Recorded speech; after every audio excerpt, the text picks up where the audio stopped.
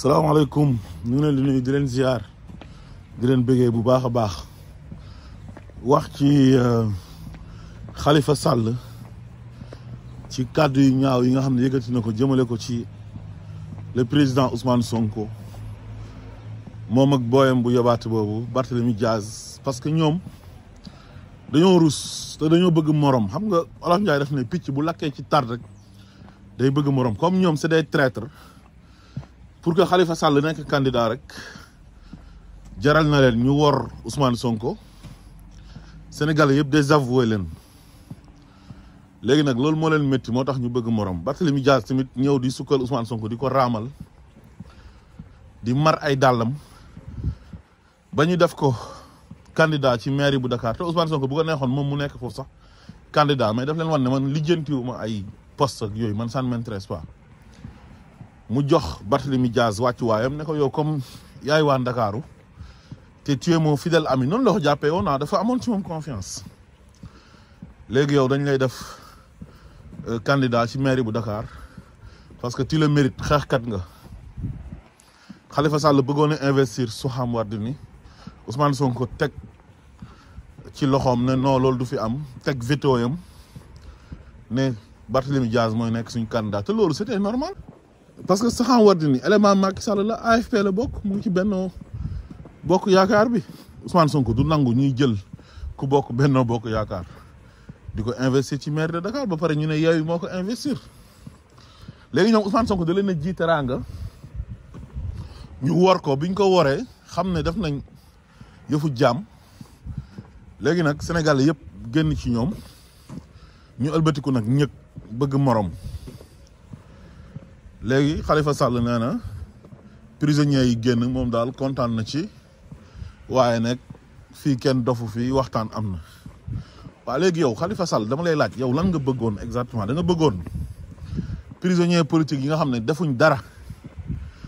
ñu bàyyi leen ci prison bi noonu quoi même bu waxtaan amee pour ñu génn mais dañ waxtaan dafa war a am pour ñoom ñu génn parce que defuñ dara mais du ay compromission wala dara bu doon loolu la Ousmane Sonko moom intérêt boppam lay jiital Ousmane Sonko bu bëggoon a génn ci kaso moom génn na bu yàgg mais def na bala maa génn man na xale yi génn ñu ànd ak man te man maa tax ñu jàpp leen ci ay fen ak ay caaxaan yu teguwul fenn ay créer ay dossiers yu amul ay chef d'inculpation yoo xam ne yëpp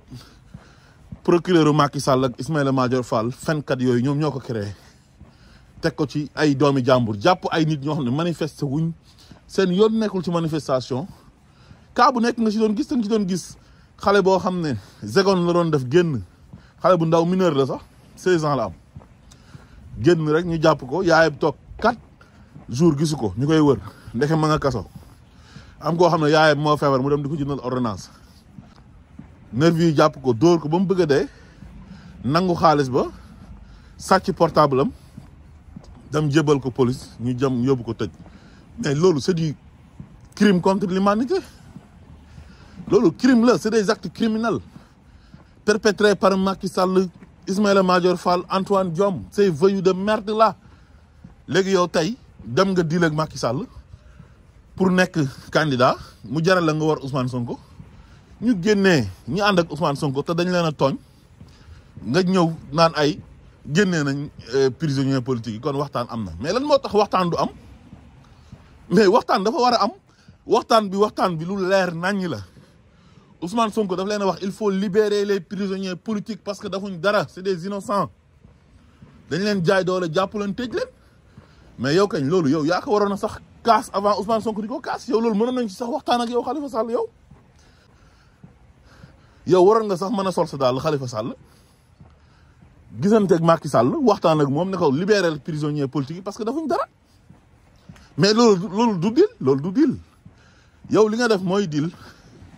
li nga def mooy nekk ci Yewwi Askan Wi représente fa Macky Sall gannaaw bi mu la toroxalee jiñ la ne da ngaa sàcc xaalisu maire bu Dakar 1,8 milliard ba pare tere laa bokk ci élection 2019 yi toog ba mu neex ko ñëw na setal na la kaay bokk yaa Karim Wade mu jaral la nga war Ousmane Sonko saboter liste nationale bu Yewwi Askan Wi pour ñu forclos pour Ousmane Sonko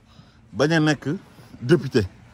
parce que Macky Sall bëggoon na topp Ousmane Sonko te bu nekkoon député du ko mën a topp ku noonu sax Ousmane Sonko président de l'Assemblée nationale lañ nekk parce que bu nekkoon tête de liste boobu bu jàlloon ku noonu dañuy am majorité Assemblée nationale une majorité écrasante yow nga teg ak deal Macky Sall yàq ko toog ba heure bii naan waxtaan am na bëgg morom yéen Sénégalais yi teguñu leen fenn parce que ay traître ngeen ay warkat ngeen ak sa boy bu xamadi boobu Barthélémy Dias moo gën a réew ñëpp koo xam ne yow fitna la nit ñi xamee ah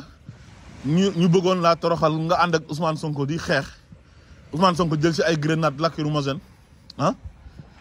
yow li nga am yëpp xeex moo la ko may toog ba mu yàgg Macky Sall oola ne la ñëw leen ñu isolé Ousmane Sonko ma def sa waa ji candidat ma bàyyi la ak maire de Dakar du ma la def dara du ma la sonal bàyyi la nga nekk ci lu la neex di noos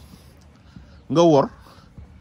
ñëw bëgg a jël fitna bi ne Ousmane Sonko ak waa këram ñoom ñooy nitu fitna te yow ma soo gis Ousmane Sonko génnee fetal te yow génnee nga fi fetal fii digg ba cëg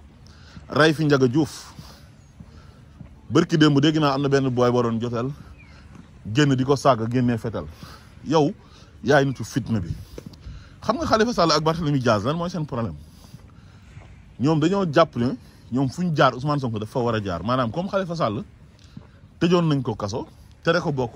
ci élection 2019 bi dañoo jàpp ne Ousmane Sonko tamit war nañ ko tëj kaso comme Khalifa Sall war nañ ko mën a tere tamit bokk ci élection xam nga déjà loolu mooy nangoo nekk jaam ak di cautionner injustice yow injustice même bu dalee ci sa kaw mais warul mën a dal ci keneen yow Macky Sall tooñ na la ne da ngaa sàcc 1 milliard 800 millions tëj la kaso accéléré sa ay procès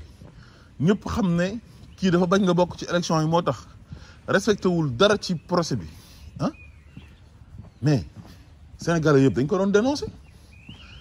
Ousmane Sonko sax da doon wax ne Khalifa Sall dañ ko war a delloo ay droits yam rétablir ko mu mën a nekk koo xam ne dafay éligible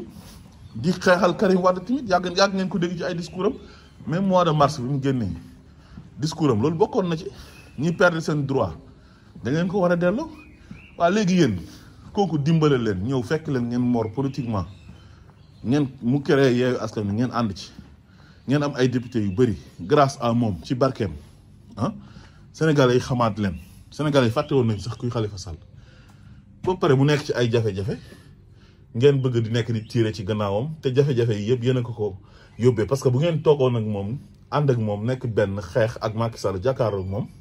bañ a saboter liste nationale bu Yewwi Askan Wi ku noonu problème yi yëpp Ousmane Sonko am du ko am mais Khalifa Sall il doit fermer sa gueule mook Barthélémy Dias parce que c'est des traîtres ils n'ont rien à dire salaamaaleykum wa rahmatullah